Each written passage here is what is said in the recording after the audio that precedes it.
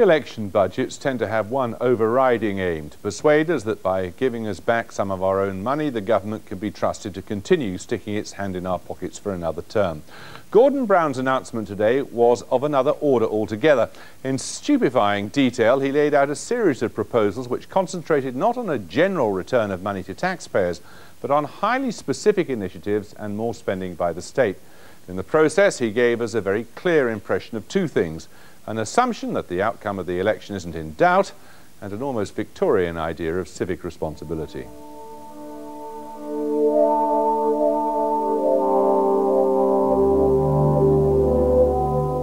In the key areas of education and health, the Chancellor announced increased spending totalling about £700 million in each of the next 3 years. There was also extra money for tackling crime.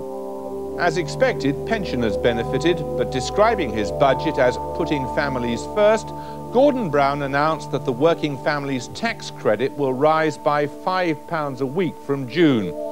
He also raised the level of the new children's tax credit, which comes in April, to £10 a week. This will rise to £20 a week for the first year of a child's life from next year. Maternity pay will rise to £75 a week next year and £100 per week the year after, when 2 weeks paternity leave will also be introduced, paid at the same rate. And among the more populist measures, Gordon Brown extended the 10p income tax band, got rid of duty on betting, introducing a tax on bookmakers' profits, and he froze duty on spirits, beer and wine. Well, with us in the studio now, our political editor Martha Carney and our economics editor, part man, part computer, Evan Davis. Evan, what is the total size of this giveaway? It's quite difficult to define. What's really the story of this budget is, over the last year, compared to last budget, there's been a fantastic amount of a year of good news. For next year, borrowing is £8 billion smaller than the Chancellor thought it was going to be, and over the whole year, he's basically given £7 billion of that £8 billion away. He gave some away in the spending review last July, he gave some away in November, and he gave another load away again today. £1.3 billion of tax cuts, £2 billion of tax cuts are confirmed from what he talked about last November on petrol and such like, and a little bit of extra spending and some reshuffling of spending. Yeah, Evan sounds much more excited about it than Gordon Brown did today. I mean, it really was dare to be dull, you know, bunny-free zone, no rabbits out of the hat at all. But this was highly political pre-election budget nonetheless, but with a very different strategy. This was designed because they believe voters would be too cynical if they just sort of gave loads of kind of bribes away. This was designed to reassure them that Gordon Brown's stability and prudence in the early years was going to pay dividends in terms of public spending later. And it's not a splurge, Jeremy. I mean, it's actually a slightly smaller overall giveaway today than some of the experts had been expecting. Well, it's certainly, you know, it's convinced the Sun here. It's in the bag, Tony. What was the feeling in the party as a whole, Martha? Well, people, by and large, backbenchers I talked to were extremely pleased with it, although somebody did remind me of the example of Roy Jenkins, who made a similar statesman-like budget in 1970 and then lost the election. But I think in general they felt, one MP said, it had pushed all the right buttons. And this is interesting with the point of targeted tax cuts. So you imagine it would be quite small groups they were targeting. In fact, you know, Evan, I'm sure you'd agree with me that they seem to be targeting pretty well everybody. Everybody gets the 10p back down. You know, there's motorists, there's gamblers, there's people who like drinking Scotch whisky. I mean, there really was a lot for a lot of people. If you look down the table of tax measures, there isn't one single tax-raising measure in this budget. It's almost unprecedented, that, to my recollection, that there isn't some give and take in a budget. It is just trebles all round. But that doesn't necessarily mean there aren't losers in it. No, there's no loser. Every measure is a giveaway rather than a... There are no losers in this budget. No, every measure that I can see is a tax handout or a spending handout of one kind or another. Is the feeling in the party this is going to do the trick? Yes, I think it is. I mean, I think, you know, they look at their kind of position in the polls, but they're still twitchy because they think you've seen sort of poll leads collapse down below before. But, I thought the overwhelming impression from the way that he delivered it was that this was a bloke who really wasn't bothered about making any concessions, wasn't worried about the Tory threat. It seemed to me did not seem like an electioneering budget. No, I don't think that's true at all. I think, you know, that he was definitely setting out a very clear dividing line between Labour and the Conservatives by setting out a kind of election battlefield, if you like, particularly over public spending. Here, Labour has a real difficulty. People think, you've been in all this time, where's the delivery in public services that we were promised?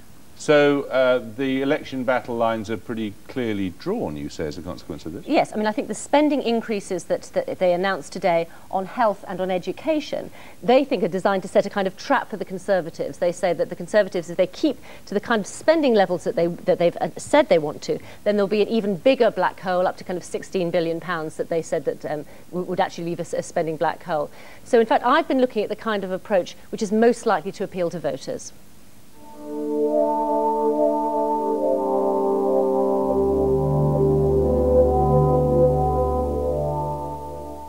From now on, the pound abroad is worth 14% or so less in terms of other currencies. The government has decided, as Jim said it might on Tuesday, to ask the International Monetary Fund for more credit. The economic crises of Labour forebears like Dennis Healey and Harold Wilson have haunted Gordon Brown. He spent 4 years leading up to this moment to prove that a Labour government could be trusted with a second term. Today he said there was a clear dividing line between the Conservative plans to cut tax and his party's investment in public services. In total, over the next 3 years, £1 billion more to our hospitals and £1 billion more to our schools. Money that we could not provide if we made irresponsible tax cuts. Mr. Deputy Speaker, we have made our choice. More investment, not less. Stability, the foundation. Tax cuts we can afford. Schools and hospitals first. I commend this budget to the House. But for William Hague, those affordable tax cuts were a Labour con. And so to suddenly turn up today with tax reductions is a cynical election budget. It gives back to people for a limited period only, a tiny part of what the Chancellor has taken from them. He is like the thief who steals your car and comes back the next day to return the hubcaps. So what is the real focus of the budget? Tonight, Labour MPs were calling it deliberately low-key, solid, leaving behind the so-called tax bribes of the 80s. But it was a highly political budget nonetheless. The party knows that although the poll ratings are high, there's no real enthusiasm for its performance. So this budget must convince key voters that it really is worth having a Labour second term. Today we revisited the home of Worcester Woman, the kind of voter Labour was keen to win over in 1997. Emma Soanes is a single mum with 4 children.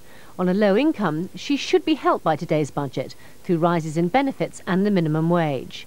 Before Gordon Brown spoke, Emma was somewhat cynical about Labour. I voted Labour purely, really, to give them a go. I wasn't happy with Conservatives, but I won't do so again. I feel that he let us down big with the petrol crisis. His attitude towards us as a society, very arrogant, and I'm very disappointed, really. Each day, Emma takes her youngest daughter to the childminder. Sally Langdon featured in Newsnight in 1997 as a classic swing voter. Her business will benefit with news today of more money for childcare. Sally's vote is still up for grabs.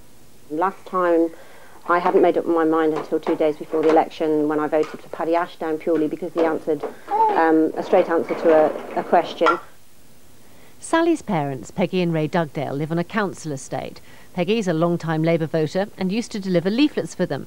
But like many pensioners, she was angry with Gordon Brown over last year's budget. I think that last year he would have done better to have given us nothing rather than a very insulting 75p. Labour was clearly aiming today's budget at women like Peggy, Emma and Sally. So why is the female vote so important to Labour? Women are actually more likely to vote. They're more likely to turn out on election day itself. However, they're less decided in their views and are more likely to be floating voters. And these two factors combine to give an extra 1.9 million votes that are up for grabs.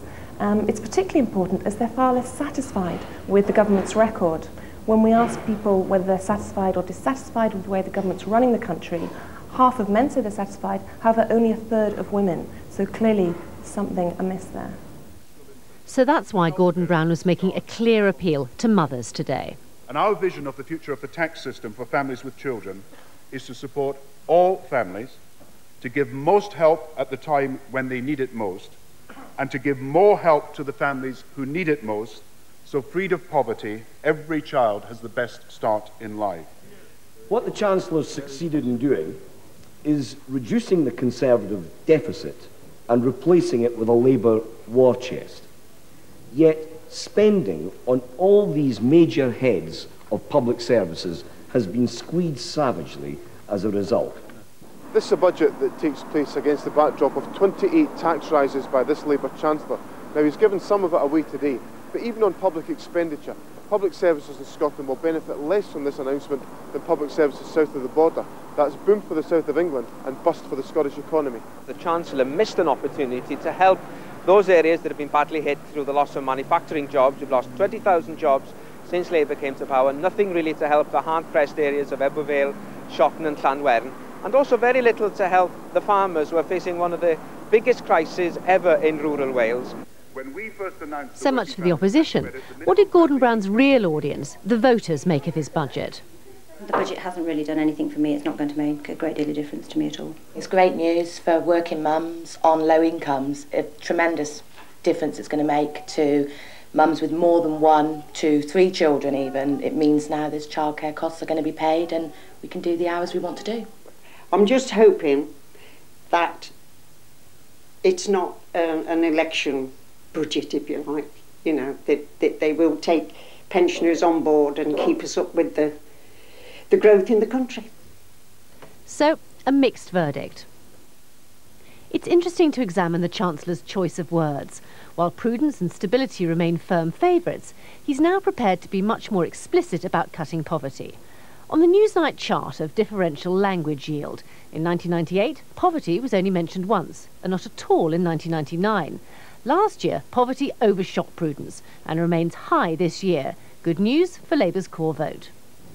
Labour heartlands like Barnsley and Yorkshire will gain from today's budget, but one local MP is worried that Gordon Brown got his priorities wrong. My only disappointment would be that the Chancellor didn't give more money to local government this year, because that would have avoided the problems I will have in my constituency, where on the one hand there are some marvellous budget initiatives, especially with regard to the minimum wage, child tax credits, employment issues, but those might be outweighed by cuts in local government services.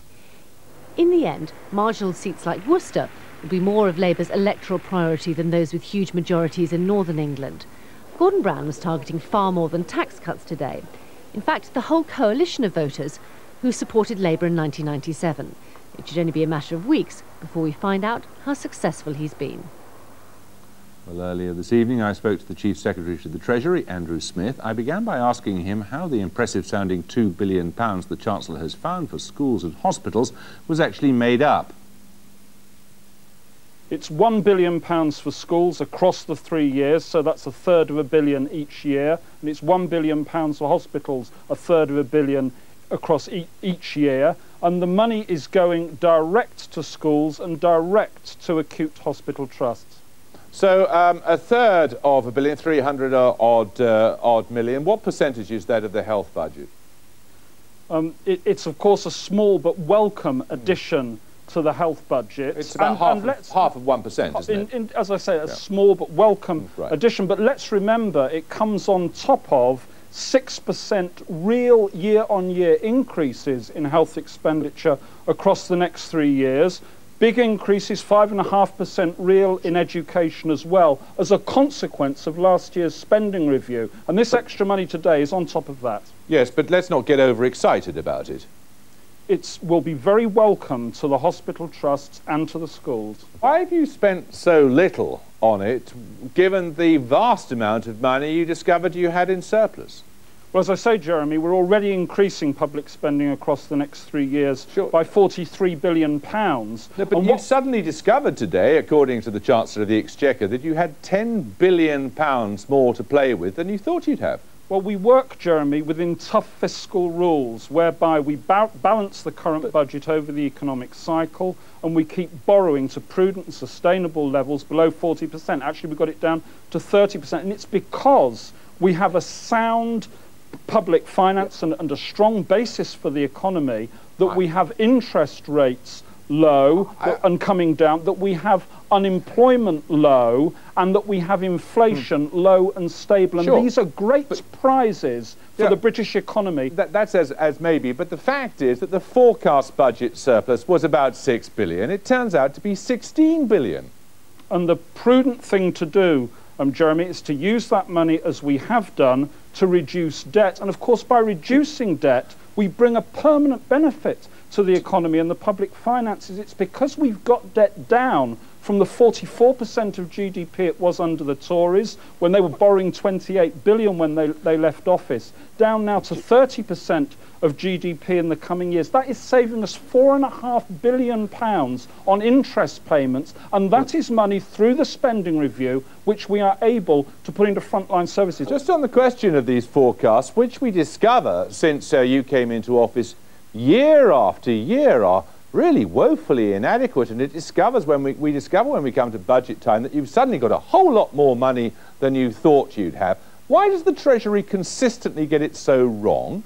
Well, it's a question, Jeremy, of working on prudent and careful assumptions. You know, governments in the past, you ought to be sacking these forecasters. Governments in the past have made irresponsible tax cuts or embarked on unsustainable spending sprees on the basis of an improvement in the public finances which wasn't sustainable. Because we go on cautious assumptions, we are able to sustain extra investment. You underestimate it every year, that's what's going on. And keep interest rates and inflation low. The Sun apparently is going to declare tomorrow that it's endorsing you. You pleased about that? We're pleased with support from the Sun, as we are from other sections of society. But, you know, this budget wasn't calculated simply to win quick or easy praise. OK, Andrew Smith, thank you very much. Well, we're joined now in the studio by Harriet Harman of the Labour Party, Oliver Letwin of the Conservative, Matthew Taylor of the Liberal Democrats. On the basis of today's performance, the Conservatives might as well give up any hope of winning the next election, Oliver Letwin. I don't see why you think that. Today's performance actually did almost nothing at all. The Chancellor is somebody who's taken £25,000 million of our money over the last 3 years. He's now graciously offering to give about £3,000 million of it back, 1 penny down after 10 pennies up on the income tax. And as a matter of fact, he's changed almost nothing else. The tax burden has risen. What do you make of that? I'm absolutely aware that the Sun has a right to its own views, but I think they may be unpleasantly surprised by the actual results of the election. But this is a budget in which apparently there wasn't a single loser. Of course there wasn't a single loser. If you've taken £25,000 million of my money away, our money, and then offered us £1,000 million back, you wouldn't expect to take some extra at that point. It's a very easy trick to play. We could both do it. Matthew Taylor, we know exactly where we would be with you. We'd all be a lot worse off, wouldn't we? Not if you were waiting for a hospital appointment for 18 months, as a lot of people are, because you get it more quickly, or not if your children are at school in a large class size, which got larger under Labour when they said they'd get smaller. The Chancellor has choices to make, and what he made as his choice today was for every pound he put in the health service, he put £10 into tax cuts. There's nothing in Labour's pledge card about tax cuts. There are things in Labour's pledge card about cutting waiting lists, cutting class sizes, cutting crime, all of which they failed to deliver. And I think that's what people are really worried about. There's no point having tax cut back if you can't get your hospital appointment. You have to pay privately for an operation. So in the highly unlikely event that you had been delivering this budget, which of it wouldn't you have done? You wouldn't have given the tax cuts? No, we'd have made a priority of education and health, as the Chancellor said he did. Of course, the Chancellor said he was spending £2 billion when he's actually only spending £300 million on the health service, so he wasn't telling the truth about per that. annum. Well, he was talking about tax cuts per annum actually, and wrapping up 3 years of spending in one go. To be fair to him, he said £2 billion on those two services over 3 years, which any fool can work out is 300 or odd. The Treasury briefing after the budget said £2 billion for health and education, £2 billion in tax cuts. It's actually £3.5 billion in tax cuts and just £300 million for the health service. £1 for every £10 spent on tax cuts from a government that said nothing about tax cuts, but did say it would cut hospital waiting lists, did say it would give pensioners a decent deal, did say it would cut class sizes, none of which they've done, because they're actually spending less than the Conservatives did when they were in office as a proportion of national wealth on all these services. Harriet Harman, were you entirely comfortable with the distinction he appears to be concentrating upon between the deserving and the undeserving poor? I don't think he is making a distinction between the deserving and undeserving poor. I don't think he wants anybody to be poor, and has pledged that there will be no children poor after 2010. And one of the main ways of doing that is by helping people get into work, as well as giving extra help to the poorest pensioners.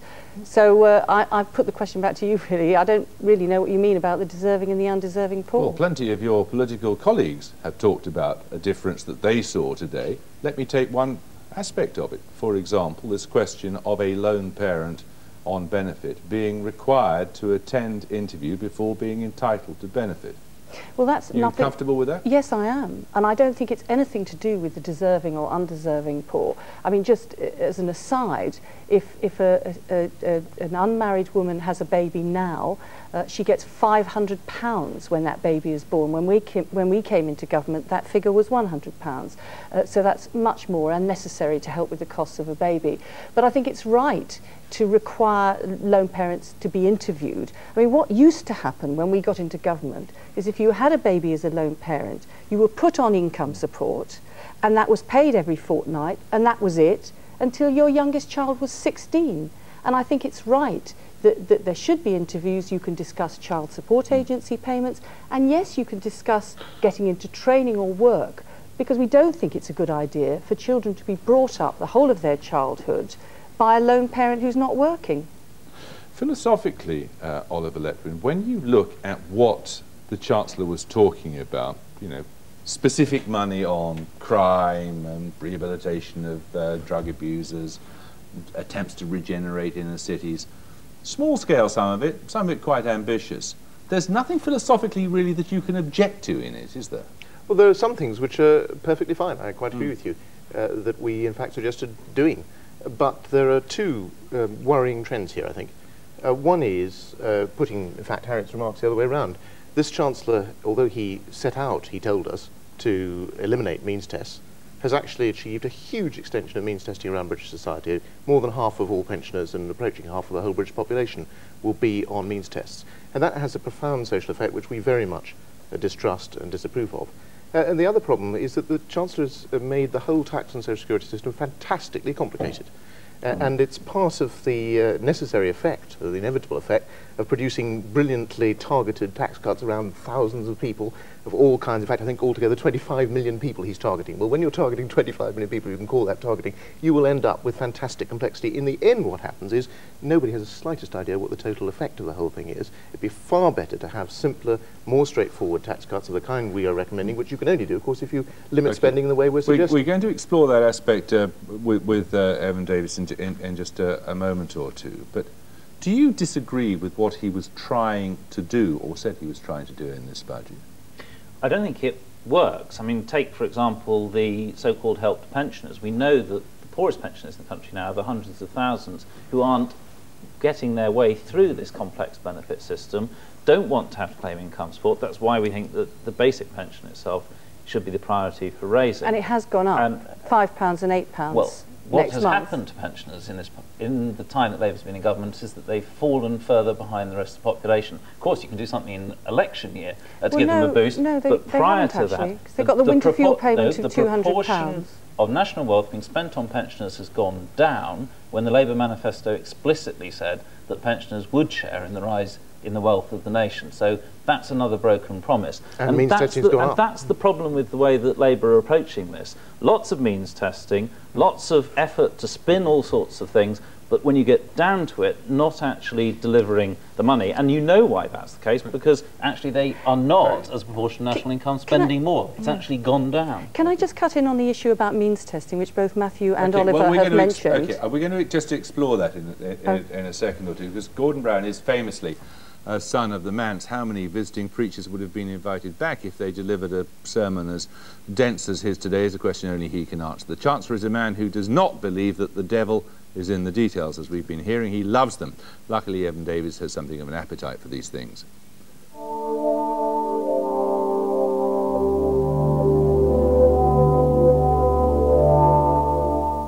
The message of the budget was, there is such a thing as society, and Gordon Brown will engineer it to become the society he wants. The Chancellor showed he thinks any social problem can be solved by his favourite tool, a new tax credit. There's one to encourage drug companies to fight global diseases like malaria and AIDS, one for community development, and a tentative proposal for one to encourage employer-led training, plus new grants for church repairs for training reformed drug addicts, and tax concessions for clean fuel, cleaning contaminated land, and renewing flats over shops. All in all, looking at the Gordon Brown years, and this Gordon Brown year in particular, you have a doctrine of real importance emerging: fiscal activism. He's a busy Chancellor, not in manipulating the day-to-day management of the economy, which is left to the Bank of England, but in manipulating the tax system to develop civic society, and in this budget especially to promote a society of thrift, hard work, social philanthropy. Some of the values are almost Victorian, but they're promoted at the behest of the state and state spending. Of course, social engineering does not always work. Accountants have had to deal with its complexities. There's got a lot of evidence, anecdotal evidence, of people finding after they've made a business decision that there was actually a tax break that goes with that business decision. So in other words, far from influencing the decision, the complexity had obscured the fact there was some tax relief available, and it was only later in the day that the business, probably on advice from their advisors, discovered the tax break was there. So that's a real cost. It didn't influence the decision, but it's given after the event. Now there's another element to fiscal activism: targeting, drawing fine distinctions between who gets cash and who does not. And that's most true in the personal tax system. We have tax credits there too. For those who don't know what a tax credit is, it's just a benefit paid to someone who's paying taxes. Now, targeting with these credits is itself a form of social engineering.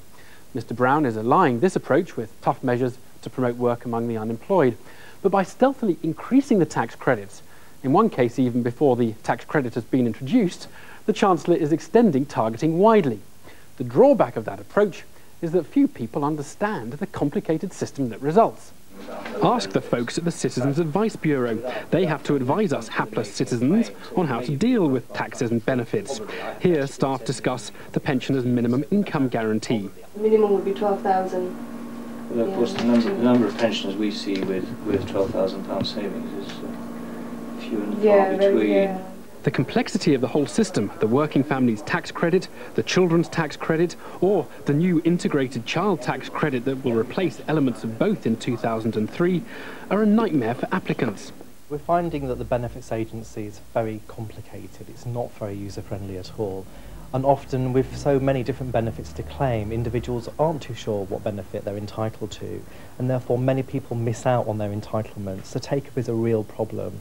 Indeed, is it really necessary to ask poor pensioners applying for a minimum income how much ground rent they pay and when they started paying it, whether they're entitled to a student loan, or whether they've come to the UK under a sponsorship undertaking?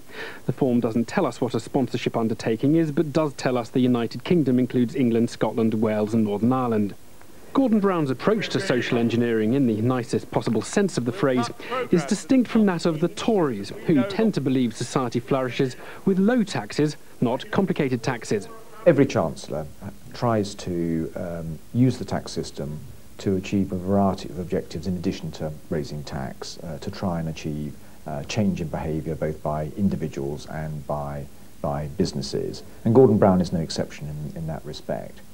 What Gordon Brown has done, probably more than many Chancellors, is use this not just in a macro way to influence major themes, but also in really quite a micro way, quite small amounts of money being very carefully targeted at a particular situation to influence a particular outcome.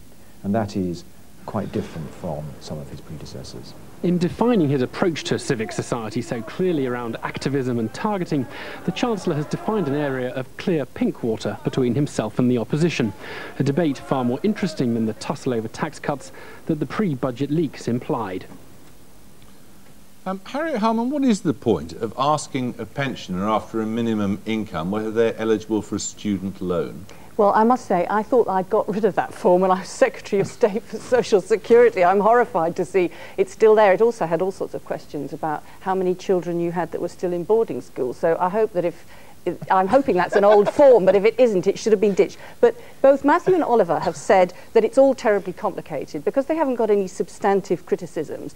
They're talking about means testing and complication. And if I can just explain the situation, because he's very clear and it's very straightforward and very fair. Not for those people in the Citizens Advice Bureau. Okay, well, look, let me just try and explain it. Firstly, with pensioners, all pensioners are going to have an increase in their income, £5 for a single pensioner, £8 for a couple. That is universal for all pensioners. But there is going to be extra help for the poorest pensioners, and that's right, and hopefully not on those crazy forms. Secondly, new mothers. There's extra help for all new mothers with the increase in the maternity pay going from £60 to £100, which is long overdue and will enable them to spend more time with their children after they're born. But there is extra help for the poorest new mothers in the shape of a £500 Sure Start maternity grant. Now that's sensible. And as far as families with young children... simple, yeah, hang on, I've just one more... No, come on. One more point about families with... No, hang on, families with... Just let me just finish this, Matthew. Just one more. Okay, one more. Families with children. All families with children have had an increase in their child benefit, but there's extra help for lower and middle income families through the children's tax credit and the working family tax credit. That? I mean, what's wrong with you? People are claiming it, Jeremy, and that's the real problem here. Pensioners in particular, hundreds of thousands, not getting these because they don't want to have to claim income support, which is what it actually is. They believed that they were paying for a decent pension in their old age. They're now there. There's nothing they can do to make up those savings, and they find that the government is allowing them year by year to fall behind. Matthew, if you were in government, you'd give more help to the poorest pensioners. You would, because it's right. And we're able to do this because we run the economy well. Pensions substantially because we'd be willing to ask people to make a payment, very rich people over £100,000 a year, to make the payment towards doing that. And that's the real problem with Gordon Brown. He has to do all this deeply complicated targeting because he's also trying to cut taxes. And if for every £10 you cut taxes, you only put £1 into help, then of course that help doesn't go very far. There's I was only being mute because I was enjoying this so much. There is another problem, and Harriet says, no substantive attack, you're just talking about means tests. The fact is that means testing is corrosive. It was your colleague, and somebody I admire, Frank Field, who set out with this Chancellor to undo means testing. The Chancellor didn't say he wanted to get rid of means testing because he thought it was such a wonderful thing. You have brought in some good ideas, like stakeholder pensions, for example. Unfortunately, you've undone them then, because it's not worth saving for a stakeholder pension if the next thing that happens is as soon as you have one, your benefits are withdrawn because they're all means tested. If 57% of all pensioners are on means tested benefits, you're going to have a huge impact on savings. The savings ratio is at the lowest level for 30 years at the moment. We've got a real problem there. What is needed is straight across the board, well-designed tax cuts of the kind we're putting forward, for example, getting rid of the tax on savings, moving 1 million pensioners out of tax altogether. Those are things that people can understand. They have effects we can understand. So you're accused the whole principle of targeting, are you? We're perfectly in favour of targeting if it's done in a straightforward... that necessarily means complications. No, in a straightforward, simple way of sweeping away taxes and having lower taxes. That is a clear programme. It's quite different from trying to design hugely complex means-tested benefits of 30 million varieties, which Harriet could happily spend the entire rest of the evening telling us about one by one, but nobody has the slightest idea what they come to, except they all provide disincentives for saving. That's the one thing we can tell about. But Oliver, if you're going to talk about tax cuts for pensioners, most poor pensioners will not actually benefit from those tax cuts, irrespective of where you find the money from in the first place. The majority of pensioners actually won't be better off Which is why, as a matter of fact, you and I agree that we should increase pensions for the over 75s, the proposal we've put forward, which the Chancellor did not take up in this case. That's well targeted without means testing. By taking away other benefits from them, which isn't very much we didn't offer to take away other benefits. We've suggested that you should add £1 and £2 a week to the over 75. It's a start. It's a non-means tested benefit. That is something that's worth doing. Very quickly. Okay, I think what the Chancellor has done is buried for good the notion that if you have a Labour government, you have a wrecked economy. The economy's strong, and also we're investing in hospitals and schools, and those families who need it most. And that's what's happened today. And taxes are up, and will go up further. Okay, thank you all very much. Thank you. Now, in a moment, a look at tomorrow's papers, but before that, a roundup of today's news. Our main story tonight, the Chancellor in his 5th budget promised a better deal for families and cut income tax by widening the 10p tax band.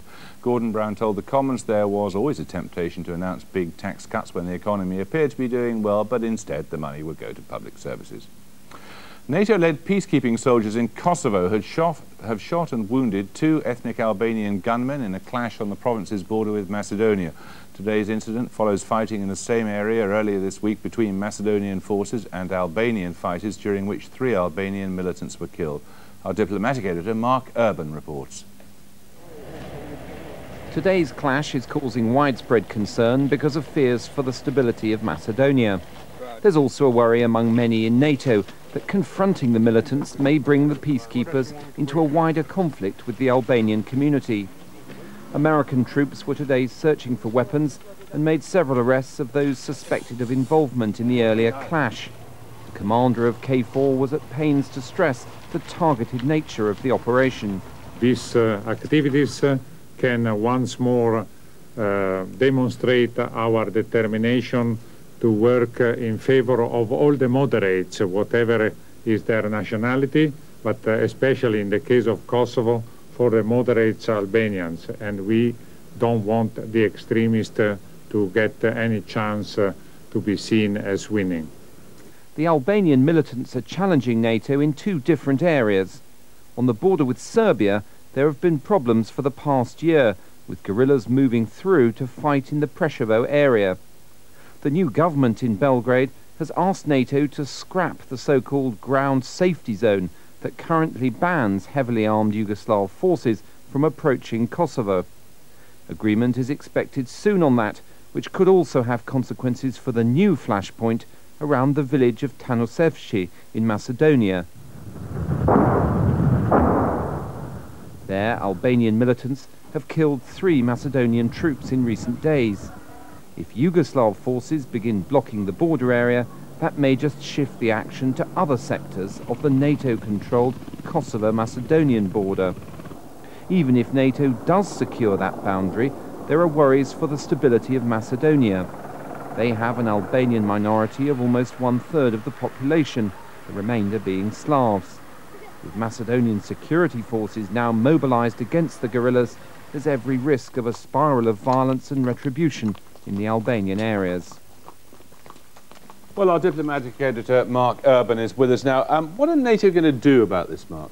There's a lot of pressure on NATO from Macedonia to do more to seal off the border.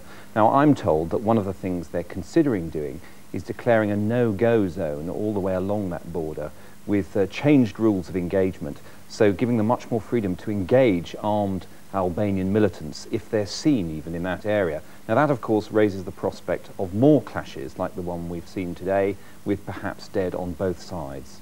How large is the number of Albanians we're talking about?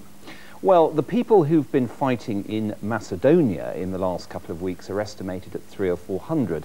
Those who've been going across the border into Serbia in the Preševo area, probably a similar number, but they undoubtedly have the support of what was the KLA heartland, the people in Drenica, and there perhaps one is talking of perhaps 100,000 people who voted for the former KLA leader Hashim Taci in the elections last October, and he got about 15% of the vote. And why is Macedonia so vulnerable? Well, it's always been the place that the real pessimists about the Balkans have looked to for... What, worse than Bosnia? It was always, at the outset, even in 1990-91, the people who were really pessimistic about what would happen were worried about Macedonia because so many different people have a slice or feel involved. The Bulgarians, the Greeks, the Serbs, the Albanians, all feel they have a stake in this small country. And we've seen in the last few days rumblings from the Bulgarians and Greeks offering security assistance to the Macedonian government, in a sense trying to get their troops in, anticipating further trouble. Mark Urban, thank you. The British Horse Racing Board has tonight announced the postponement of the Cheltenham Festival because of foot and mouth disease. The outbreak has also led to Ireland delaying 2 more of its matches in the Six Nations rugby tournament. A record 15 new cases of foot and mouth have been confirmed during the day, bringing the total to 96. And the markets, the FTSE 100 share index was down. In New York, the Dow Jones closed up against the pound, the euro was unchanged, and against the dollar, sterling was down. Now, there wasn't much in today's budget which hadn't been predicted in one media outlet or another. In that strict sense, then, not that much of it is perhaps news in the sense of being unexpected. But how it's presented in the newspapers in the lead into an election matters deeply to the government. And tonight, from one paper, the government got the endorsement it craved when The Sun declared that it was in the bag. The Sun was deeply impressed by the budget today, so much so that we've decided to endorse the Labour Party at the next general election, which is big news. The Chancellor could have come up with irresponsible giveaways, he could have come up with gimmicks. In fact, he decided to be very prudent and responsible. Most importantly, he decided to pay down an awful lot of the national debt, hugely important. Millions of Sunreaders' jobs and mortgages depend on the economy continuing in the way it is. The child tax credit is very important, pensioners, and he even listened to the Sun's campaign on motoring and, of course, reduced fuel prices. All very important things, and for that we think they deserve our vote at the election.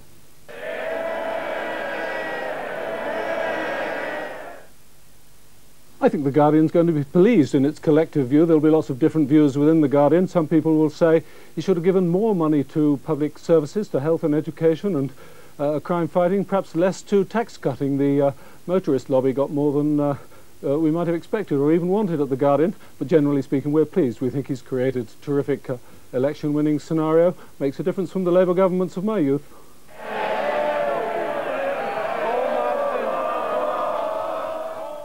We think this is a pretty typical Gordon Brown budget. The Telegraph has been critical about him in the past for his habits of getting into the details of all sorts of obscure little areas. And this time we've got children's tax credit, a baby tax credit, a newborn baby tax credit, and then we're going to have something for the pensioners. It's fine as long as you live your life the way he chooses you to do so. If you don't, then I'm afraid it's all rather different.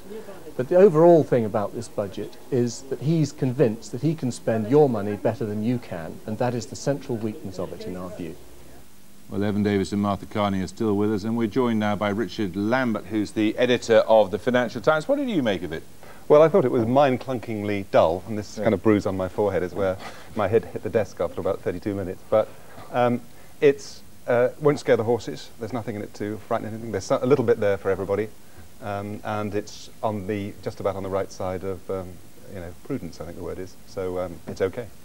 The Sun has come out in favour of the Labour Party for the upcoming election, whenever it is. They say they might as well call it now. What's the FT going to say? We'll think about that about 1 second before we actually have to write the piece, I think, probably. That's the plan. That considered, eh? Yes. All you can say tonight, I think, is that, certainly not about the election, but you can say that if you take away all the bells and whistles and the smokes and mirrors and all the spin and nonsense, the economy is in pretty good shape compared with the US or Japan or Germany. The UK economy is in pretty good shape and it's going to have not a bad year ahead. So. Now, Evan Davis, the Tories are going to try to carry on, as you saw Oliver Letwin, their Shadow Chief Secretary, going on about how Gordon Brown has actually sucked vast amounts of money out of the electorate, given that we now have the picture for the whole duration of this government. That is the most exciting thing about this. We now have the books for the whole Parliament. Let's not get carried away here. It's not. And they're called Gordon Brown doll. It's not that Gordon Brown has sucked the money out of the public. Gordon Brown put up taxes in the first few budgets. He cut them in the last few budgets. My calculation is that he hasn't cut them quite as much as he put them up. But it depends whether you count tax credits as tax cuts or not and all those kinds of things. But it's not that he's sucked money out. The interesting story of this Parliament is the economy has blown money into his pocket. It's just, unlike the last Tory Parliament, when we were all talking about these missing revenues and they were putting up taxes as fast as they could and still the money wasn't coming there, the harvest has just been reaped under Gordon Brown. He's been the luckiest Chancellor for a very long time. He's had far more money. And I'll tell you, the only person who predicted this, believe it or not, is Kenneth Clarke, who in the last budget of the last Parliament, which I, in fact, this historical document I picked up and looked at today, Kenneth Clarke at the end of in his last budget of the last Parliament, painted a rather rosy scenario for the next Parliament, and we all said, this is a stupid electioneering gimmick, it's far too optimistic. Kenneth Clarke is clearly just trying to buy votes.